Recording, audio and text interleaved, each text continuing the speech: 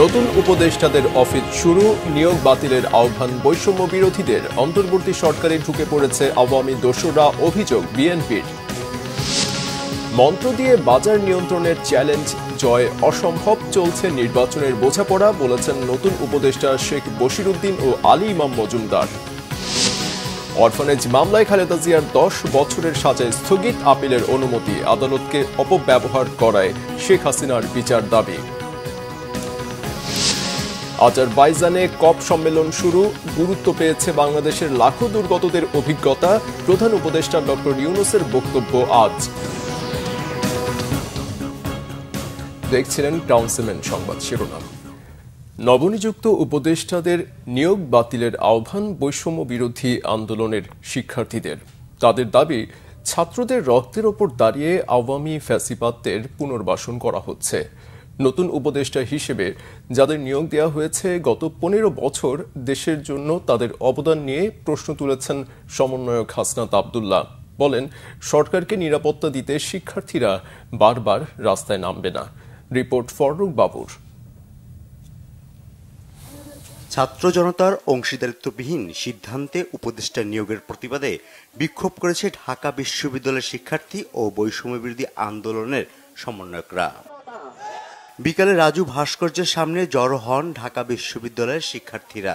সমাবেশ থেকে নবনিযুক্ত উপদেষ্টা মোস্তফা সরোয়ার ফারুকী, বশিরউদ্দিন মাহফুজ আলমের নিয়োগ বাতিলের দাবি তোলা হয়েছে। সেই সাথে দেশের জন্য তাদের অবদান নিয়েও প্রশ্ন তুলেছেন শিক্ষার্থীরা। অবিলম্বে ফ্যাসিবাদের দোসর মুজিববাদী মোস্তফা সরোয়ার ফারুকীকে উপদেষ্টা পরিষদ থেকে অপসারণ করতে হবে। যদি ছাত্ররাই তাদের প্রাথমিক নিয়োগ করতে হয়, তাহলে ছাত্রদের ম্যান্ডেটের বাইরে গিয়ে, ছাত্রদের জনসমর্থনের বাইরে গিয়ে উপদেষ্টা নিয়োগের সাহস তারা কোত্থেকে পায়? বিপ্লবী ছাত্র জনতা সজাগ রয়েছে, কোন ফ্যাসিবাদের দোসর তারা উপদেষ্টা পরিষদে থাকতে পারবে না। নতুন উপদেষ্টাদের বিরুদ্ধে ভারতের দালালির অভিযোগ তুলে এই নিয়োগ গণঅভ্যুত্থানের সাথে বেইমানি বলেও মন্তব্য শিক্ষার্থীদের। আমাদের রক্তের উপর দাঁড়িয়ে উপদেষ্টা হয়ে এদেশের সাথে রক্তের সাথে বেইমানি করবেন, এটা আমরা হতে দিব না। উপদেষ্টা কাবিনের যোগ্য লোক নিয়োগ দিন, তা না করে কেন চট্টগ্রাম ক্লাব সঙ্গে পরিণত করেছেন? চোখের পর্দা খুলে ফেলুন।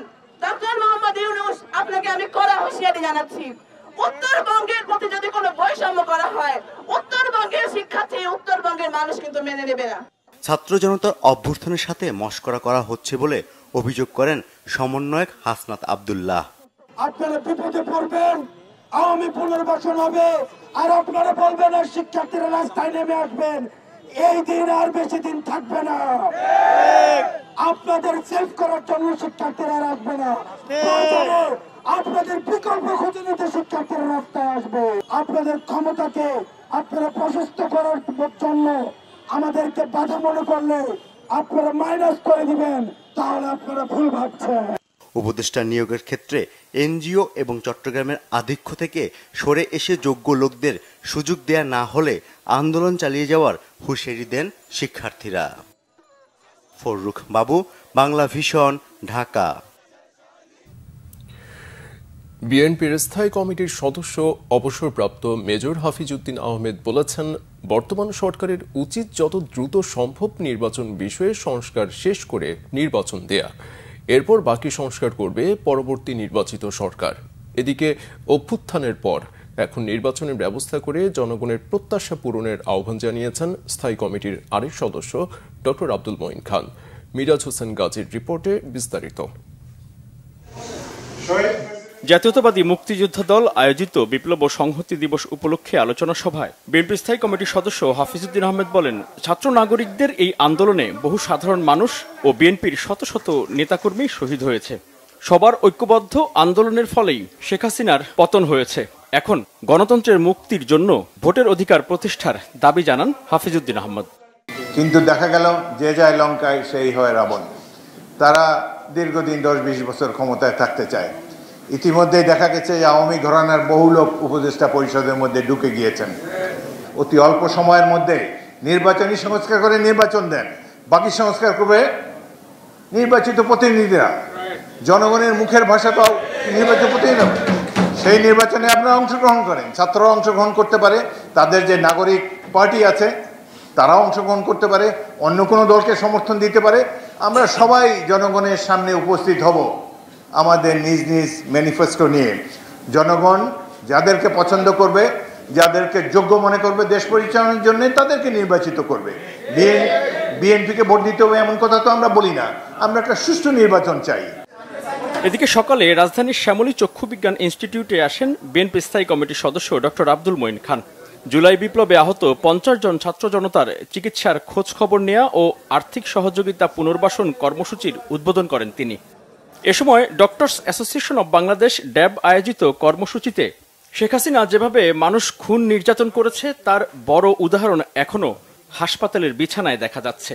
এ সময় তিনি বলেন, আহতদের চিকিৎসার পাশাপাশি দেশের মানুষের কাঙ্ক্ষিত ভোটের অধিকার প্রতিষ্ঠায় কাজ করতে হবে অন্তর্বর্তীকালীন সরকারকে। বাংলাদেশের মানুষের কথা বলার যে অধিকারের আন্দোলন, সেই আন্দোলনের সর্বশেষ ধাপটি হবে যে নির্বাচনের পরে সত্যিকার নির্বাচিত জনপ্রতিনিধিদের হাতে এদেশের পরিচালনার দায়িত্ব ভার তুলে দিতে হবে। আওয়ামী লীগ এখনও নানা ষড়যন্ত্র করছে, তাই অন্তর্বর্তীকালীন এই সরকারকে সতর্ক থাকার আহ্বান জানান বিএনপি স্থায়ী কমিটির সদস্য ডক্টর আব্দুল মঈন খান। মিরাজ হোসেন গাজী, বাংলা ভিশন, ঢাকা। নতুন বাণিজ্য উপদেষ্টা শেখ বশির উদ্দিন বলেছেন, বাজারে স্বস্তি ফেরানোই প্রথম কাজ। সচিবালয়ে প্রথম কর্মদিবসে তিনি এ কথা বলেন। এদিকে নতুন খাদ্য উপদেষ্টা আলী ইমাম মজুমদার বলেছেন, নির্বাচন নিয়ে রাজনৈতিক দলগুলো যত কথাই বলুক, চাপহীনভাবে কাজ করবে সরকার। আরও জানাচ্ছেন দীপন দেওয়ান। সোমবার সচিবালয়ে যান নতুন বাণিজ্য উপদেষ্টা হিসেবে শপথ নেয়া শেখ বশির উদ্দিন। প্রথম কর্মদিবসে সাংবাদিকদের সাথে আলাপকালে তিনি বলেন, বাজারে স্বস্তি ফেরাতে সবার সহযোগিতা প্রয়োজন। মুদ্রাস্ফীতির কারণে ভোক্তাদের যে পরিমাণ খরচ বেড়েছে, সেই তুলনায় ক্রয় ক্ষমতা বাড়েনি। মন্ত্র দিয়ে দ্রব্যমূল্য নিয়ন্ত্রণ করা যাবে না। মুদ্রাস্ফীতির ফলে আমাদের যে অঙ্কের টাকাটা বেড়েছে, বা আমাদের ক্রয় সক্ষমতা সেভাবে বাড়েনি, আমাদের ক্রয় সক্ষমতা কমেছে। দেশের যে সম্পূর্ণ জনগণ, তাদের জীবনকে যদি একটুখানি সহজ করতে পারি, এবং ওয়ান ওয়ে ইজ দ্যাট আমরা যদি ট্রেড এঙ্গেজমেন্টটা বাড়াতে পারি by an inclusion. We do not care who is he, what is his religion, what is his identity, what is his color, what is his gender. That's really not our lookout. Our lookout, আমরা ফ্যানাটিক্যালি, আমাদের কাজ trade and commerce, so আমরা ফ্যানাটিক্যালি এটাকে enable করব, এটাকে উপযোগী করব, এবং এটাকে উপযোগী করার জন্য আমরা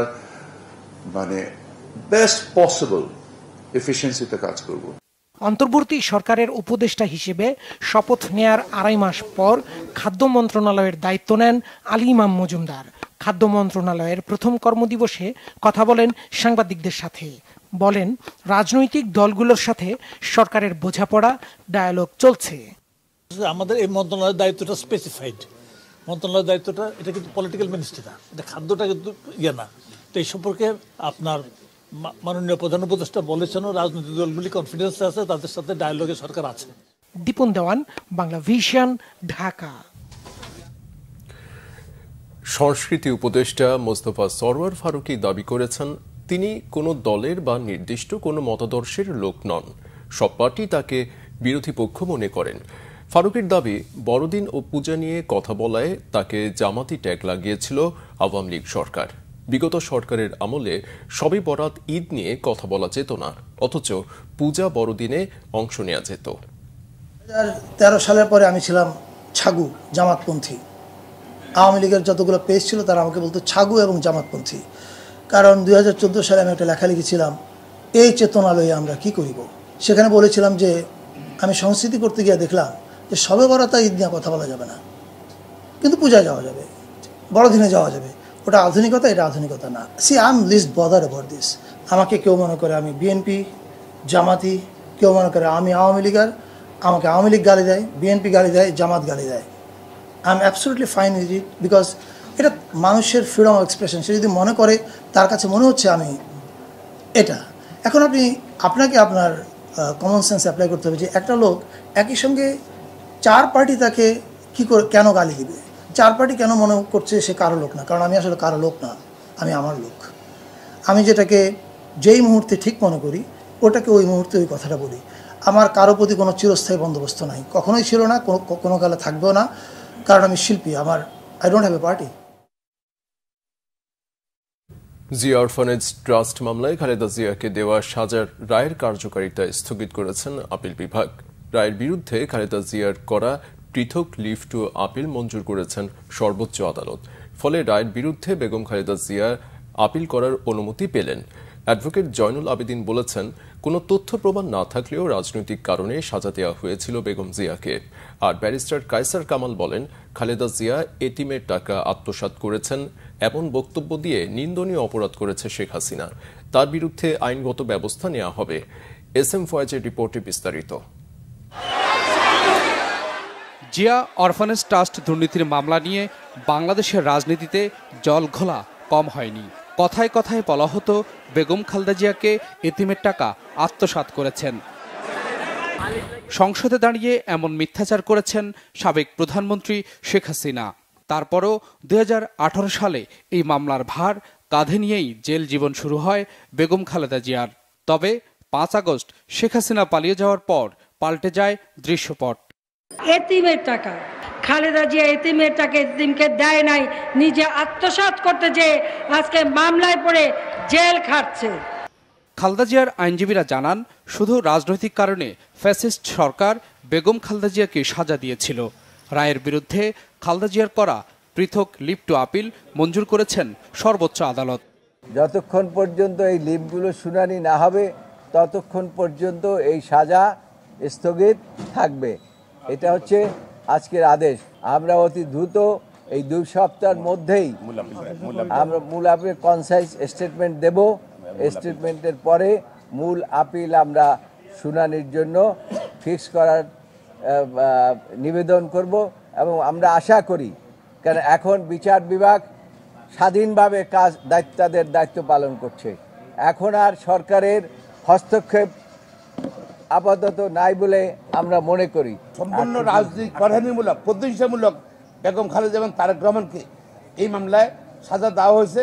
তারা যেন সেই সময় নির্বাচনে অনুপযুক্ত হয়, না করতে পারে এবং রাজনীতি থেকে তাদেরকে শেষ করে দেওয়ার জন্য, সরিয়ে দেওয়ার জন্য এটা সরকারের পরিকল্পনার অংশ হিসেবে ছিল। জিয়া চ্যারিটেবল ট্রাস্ট মামলায়ও খালাস চেয়ে বেগম খালেদা জিয়ার করা আপিল শুনানির প্রস্তুতি চলছে বলে জানিয়েছেন তার আইনজীবীরা। আগামী আরেকটা যেটা আছে চ্যারিটেবল ট্রাস্টের কথা, এটা আমাদের পেপার বুক রেডি হচ্ছে, ইনশাল্লাহ আপনারা যথাসময়ে সেটারও শুনানি করবেন। আমাদের সিনিয়র ফ্যাসিস্ট রেজিমের পলাতক হাসিনা সংসদে দাঁড়িয়ে বলেছে, জনসভায় বলেছে তার বাসায় বেগম খালেদা জিয়া এতিমের টাকা চুরি করেছেন। এই ধরনের নিন্দনীয় অপরাধ করেছেন শেখ হাসিনা। এই সমস্ত কথার জন্য আমরা আইনজীবীরা আইনি পদক্ষেপ নিব তার বিরুদ্ধে। নিম্ন আদালত বেগম খালেদা জিয়াকে যে 5 বছরের সাজা দিয়েছিল সেটিও যেমন স্থগিত হয়েছে, হাইকোর্ট বিভাগ 5 বছরের সাজা বাড়িয়ে 10 বছর করেছিল, সেটিও স্থগিত হয়েছে। এই স্থগিতের অর্থ হচ্ছে বেগম খালেদা জিয়া এবং ওই মামলায় অভিযুক্ত অন্য কারো বিরুদ্ধে এখন পর্যন্ত কোনো মামলা পেন্ডিং নাই, এটা ধরে নিতে হবে। দুদকের আইনজীবী বলছেন, বেগম খালেদা জিয়া এতিমের টাকা আত্মসাৎ করেননি। মামলার ডকুমেন্টে এমন কোনো তথ্য নেই। ফ্যাক্টটা হচ্ছে আপনারা একটু দেখে নেবেন, দেখবেন এফআইআরটা বা চার্জশিটটা বা ডিপোজিশনগুলো যদি একটু দেখেন তাহলে দেখবেন যে এই টাকাটা বিভিন্নভাবে ট্রাস্টের নামে জমি কেনা বা বিভিন্ন কাজের চেষ্টা করা হয়েছে। আলটিমেটলি টাকাটা কিন্তু ওই ট্রাস্টের অ্যাকাউন্টেই জমা আছে, কিছুই হয়নি। এটা মুভ করেছে জাস্ট, কিন্তু সেই ট্রাস্টের অ্যাকাউন্টেই শেষ পর্যন্ত আছে। তাই এটাকে কি বলবেন, এটা তো আর আত্মসাৎ বলা যায় না, যেহেতু ফান্ডেই পড়ে আছে টাকা। ছাত্র জনতার গণ অভ্যুত্থানে গেল 6 আগস্ট আওয়ামী লীগ সরকারের পতন হয়। 6 আগস্ট জিয়া চ্যারিটেবল ট্রাস্ট ও জিয়া অরফানেজ ট্রাস্ট মামলার সাজা মওকুফ করে খালেদা জিয়াকে মুক্তি দেওয়া হয়। S M Foyez, Bangla vision, Dhaka. অর্থ উপদেষ্টা ডক্টর সালেউদ্দিন আহমেদ বলেছেন, এ সরকারের কোনো কিছু আদায়ে ব্যক্তিগত স্বার্থ নেই। সরকার এমন দৃষ্টান্ত রেখে যেতে চায় যেন পরবর্তী সরকার সেসব কাজ সামনে এগিয়ে নিয়ে যেতে পারে। বাংলাদেশ ব্যাংকের governor doctor Ahsan H Mansur জানিয়েছেন, গত ৩ মাসে ১ টাকাও ছাপায়নি সরকার। দেশকে শ্রীলঙ্কা হবার হাত থেকে বাঁচিয়েছে অন্তর্বর্তীকালীন সরকার। মূল্যস্ফীতি নিয়ন্ত্রণে কিছুটা সময় চান গভর্নর। গোলাম মঈনুল আহসানের রিপোর্ট। সোমবার রাজধানীতে দৈনিক বণিক বার্তা আয়োজিত বাংলাদেশ ইকোনমিক সামিটে অংশ নেন সরকারি নীতি নির্ধারক, ব্যবসায়ী ও ব্যাংকাররা। আলোচনায় ঘুরে ফিরে আসে দেশের বেহাল অর্থনীতির বিষয়। আইন আমাদের সংসদে পাস হয়েছে। এ সময় প্রধান অতিথির বক্তব্যে অর্থ উপদেষ্টা ডক্টর সালেউদ্দিন আহমেদ বলেন, নানা চ্যালেঞ্জের মধ্যেই দেশের অর্থনীতিকে শক্ত ভিত দেওয়ার চেষ্টা করছে সরকার, চেষ্টা করছে বৈষম্য কমাতেও। আমাদের কারো কোনো এজেন্ডা নেই, আমাদের ব্যক্তিগত এজেন্ডা দেশের সাথে, সেটা হলো আমাদের এজেন্ডা। আমরা চেষ্টা করছি করতে। তবে আমি বলে রাখি, এখানে অনেক রাজনীতিবিদ আছে, আমরা we would like to leave a footprint. আমরা যেটা করবো শর্ট টার্মে বা মিড টার্মে, ফুটপ্রিন্ট মানে ভবিষ্যতে যেন যে কোনো সরকারে আসে সেগুলো অ্যাটলিস্ট সেগুলো যেন তারা পারসু করে। ফুটপ্রিন্ট রাখলে সহজ না। ফুটপ্রিন্ট রাখবো এইভাবে যে আমরা যেটা করে যাব সেটা যেন লোকজন কনভিন্স হয় যে এটা তাদের জন্য করে, তখন তারাই প্রেশার দেবে যে আপনি এটা করছেন না কেন। এইরকম বিষয় ছিল। গভর্নর বলেন, মৃতপ্রায় ব্যাংক খাতকে টেনে তোলার চেষ্টা করছে সরকার, তবে সংকট থেকে পুরোপুরি বের হতে সময় লাগবে 2 থেকে 3 বছর। আমরা কি শ্রীলঙ্কা হয়ে গেছি? অবশ্যই না। আমাদের গ্রোথ কি নেগেটিভ হয়েছে? অবশ্যই না। আমাদের কি মানে ইকোনমি কলাপস করেছে? অবশ্যই না। আমরা এটাকে স্টেবিলাইজ করে ফেলেছি। হতে পারত, কিন্তু হয় নাই। সেটা আমাদেরকে বুঝতে হবে। হয় না, হতে পারত। কাজেই এখানে আমাদের কিছু রিয়েলাইজেশন এবং অ্যাপ্রিসিয়েশন থাকতে হবে যে আমরা কিন্তু একটা বড় ক্রাইসিস অ্যাভয়েড করতে পেরেছি। বন্যা হয়েছে আমাদের কোন মাসে? August September. এই বন্যার প্রভাবটা কি ফুড প্রাইসে পড়বে না? অবশ্যই পড়বে, এবং পড়েছে। আরেকটা জিনিস খেয়াল করতে হবে, আমাদের ডেটাতে কিন্তু এখন আর কোনো ম্যানিপুলেশন নেই।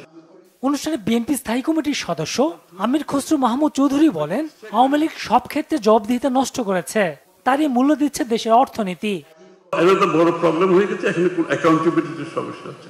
ইনস্টিটিউশনগুলো সব ধ্বংস করে দেওয়া হয়েছে। ইকোনমিতে গণতন্ত্রায়ন করতে হবে, আপনার আমাদের পলিসিতে গণতন্ত্র করতে হবে। সবচেয়ে বড় কথা হচ্ছে দেশে গণতান্ত্রিক অর্ডার থাকতে হবে। That is the ultimate accountable process for any country. ওই দেশের অর্থনীতি ভালো, যে দেশের রাজনীতি ভালো। এখন যে দেশের রাজনীতি ঠিক নাই, সেখানে অর্থনীতি ভালো হইতে হইব। সেখানে যারা অর্থনীতি চালায় বা বেসরকারি কাজ, তারা খুব ভালো লোক হবে, এটা তো বিশ্বাসযোগ্য কথা না।